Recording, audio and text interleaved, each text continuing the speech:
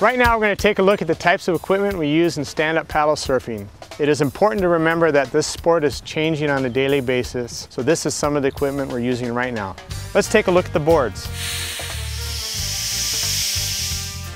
The first board we're going to take a look at is a basic entry-level stand-up paddle surfboard.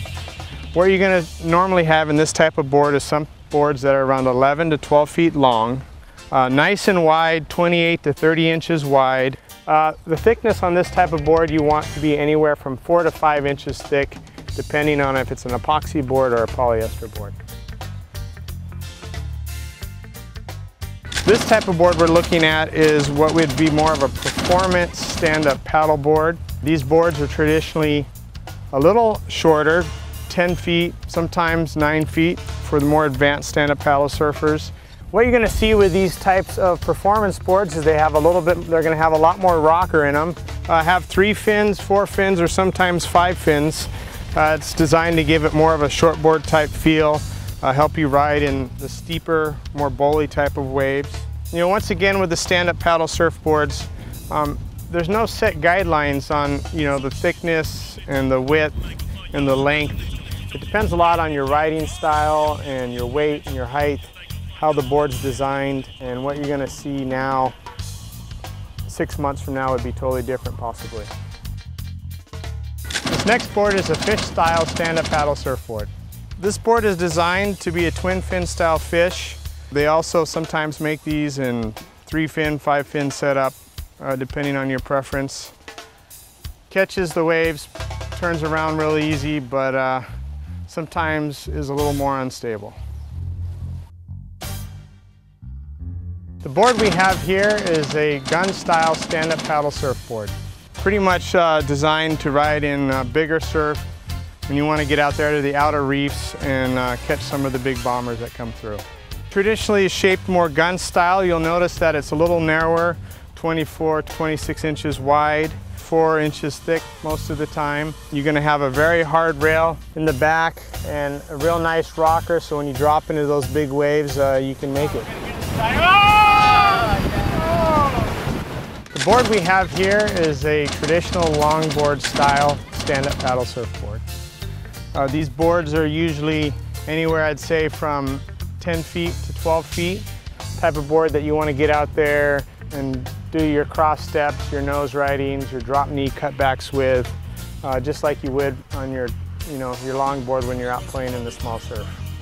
As you can see, there's a lot of different types of stand-up paddle surfboards. It's important in the beginning that you find a board that's stable, nice, wide, floaty, for you to learn the basics on. Remember, this sport is evolving on a daily basis, so just experiment and have fun. Now let's take a look at the paddles. There's a lot of different paddles on the market, so let's take a look at some of the different types. This type of paddle is a carbon fiber stand-up paddle. This paddle is probably the most common paddle used in the stand-up paddle community. It's very light, durable, great for catching waves, but also a great paddle used for downwind coast runs. The type of paddle we have here is your traditional wood style stand-up paddle.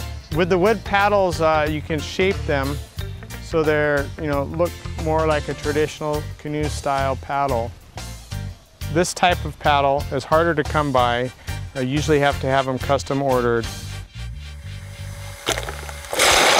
This type of paddle is a homemade stand-up paddle. What you can do if you're on a low budget is you can get yourself an old windsurf mast, find someone down at the local canoe club that maybe broke one of their paddles, and you can epoxy the blade into the windsurf mast and the handle into the top of the mast, and you got yourself your low budget stand-up paddle. A very important thing to consider is the length of your stand-up paddle. The general rule of thumb for your first stand-up paddle is to find one that is about 10 inches to 1 foot over your head. If you get a paddle that's too long, you're going to be stuck with your hand way up in the air, and it's going to be a very uncomfortable position to stand up paddle in.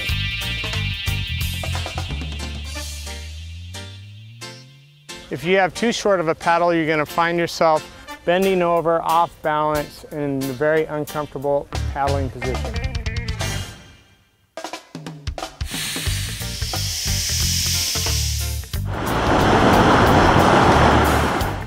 One of the important accessories for a stand-up paddle surfboard is the leash.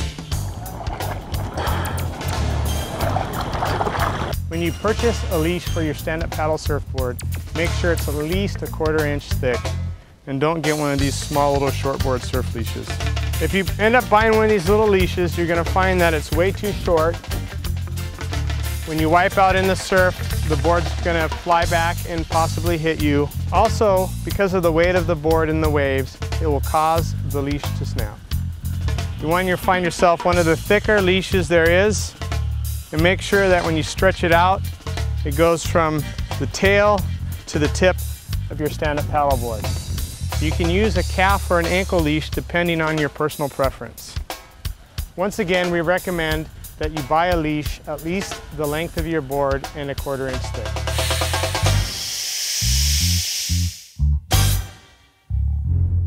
Let's take a look at the decks of the stand-up paddle surfboards. Basically, there's two types that you're going to have. You're going to have your traditional waxed deck for people that like to do a lot of cross-stepping and nose riding that move up and down the board, or you're going to have a deck pad that covers the majority of the board. The advantage of a deck pad is it gives you superior grip on the board, it helps you with your stability, and you don't have to keep waxing your surfboard. Once again, personal preference is what matters. Two very important accessories for stand-up paddle surfing is the stand-up paddle board bag and the paddle sleeve. These two items will protect your board and paddle as they bang around in the back of your truck or on the top of your car. Now just remember, get out there and have fun.